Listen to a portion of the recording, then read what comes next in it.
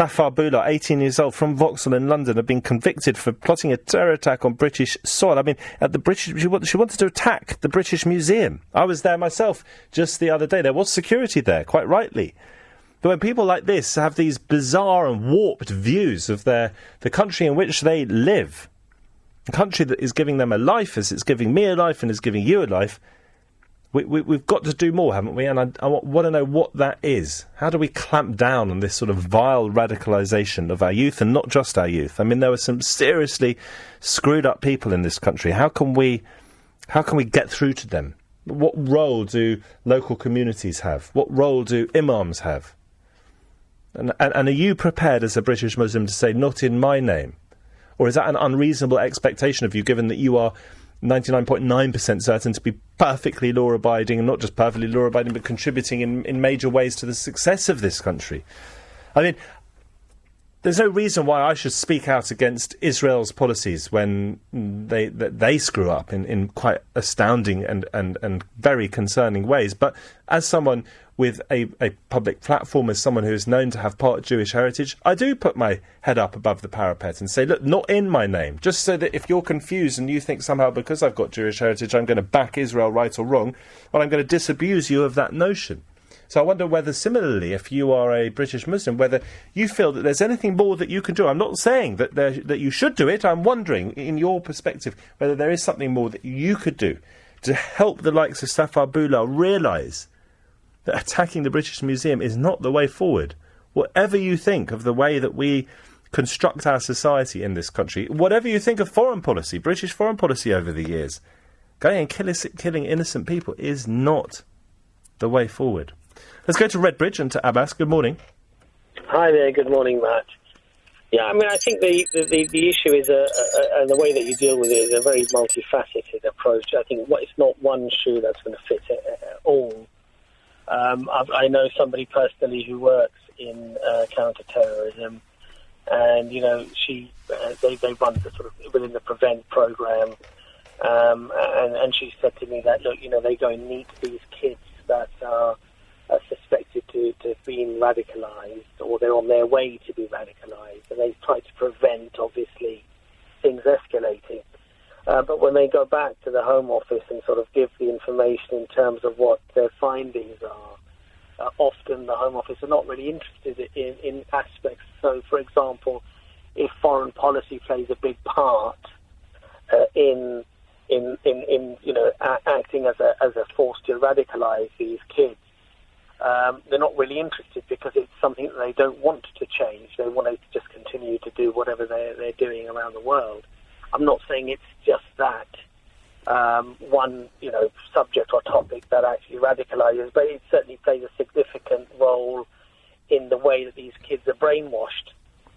Because when you keep showing an injustice and you keep pointing out how they're attacking this country and that country, and this is how your people are suffering, when in fact, of course, the reality is ISIS has probably killed more Muslims than it's killed, killed non-Muslims. But they have a very skewed way of looking at things, and it's a slow process. I was speaking to one boy. Actually, we made a video as a group. We were going to put it on YouTube to show other kids the pitfalls of how you can become radicalized, and we were sort of questioning this young man in terms of what his journey was. And he pointed out things like the Prevent program, how he was sort of quite politically engaged in school, and he said, I didn't actually ever say anything that was that would be really deemed as radical or sympathising towards terrorism, but his teacher reported him to the Prevent program, and police came and interviewed him, and that was one of the triggers that actually made him sort of back away from society even more. And he was then seen as he saw himself as a victim of just being not able to air his views within what would be deemed normally as just normal politics and things. So things that we can. Yeah, tell me this, if you would. I've chaired a panel in which the other people on the panel were absolutely insistent, some if not all of them, that Islam had no role in extremism in this country. And I found that a very naive approach. And their argument would probably be, look, given that this is so perverse an interpretation of the Quran and Islamic teaching, it has to be totally dissociated from that. Or they might also have argued that what's really doing the radicalisation has got nothing to do with religion. But the reason it seems naive to me is because I don't think people could be radicalised without the help of religious text and religious teaching, however misinterpreted that is, and we know it is a misinterpretation of the Quran and other Islamic teachings. But well, there's a couple of points there. Number one, there is a drive within the Muslim community to have an absolute severing of any connection whatsoever with Islam and terrorism. Now, the reason for that is because fundamentally 99.999% of the Muslims don't accept that killing innocent people is acceptable. Yeah. But you see that the issue here is the reason why often there is this overkill in being overly, say, defensive is because we constantly hear this narrative, not just from your average Joe Blogs down the street, but for example, the UKIP leader who was on one of the shows recently, he said Islam is a death cult, and Muhammad, peace be upon him, Muhammad was a paedophile, and it's precisely these. How you talking about Gerald Batter? You're saying that he said that? You're seriously saying that he said that Muhammad was a paedophile? I find that difficult to believe. Well, trust me, he did, right? And what I'm trying to say is, when you start doing things like that, you start to isolate people, and people actually, especially young people who are very impressionable, who have perhaps, and there's a lot of studies where some of these people have suffered racism when they were young, so they sort of moved out of society, moved back from society. Often they have single-parent families. Many of them have criminality within their history. And there's and I've mentioned him before as well, Professor Robert Pape of the University of Chicago.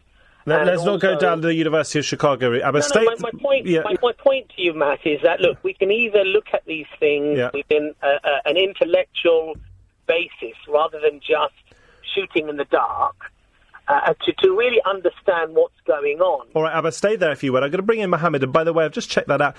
Unbelievably, UKIP leader Gerald Batten did call Mohammed a paedophile, it says here, from The Independent, at a Tommy Robinson rally in mid-July. Absolutely bonkers stuff. Mohammed, good morning to you in Oxford. Good morning to you. What is it? What is it about the Quran, Mohammed? Let me put to you. What is it about the Quran that is open to the sort of extremist interpretation that no doubt plays a role in this 18-year-old woman, Safar Bula from Vauxhall in London, ending up being convicted for life with a 13-year minimum term for plotting terrorist acts?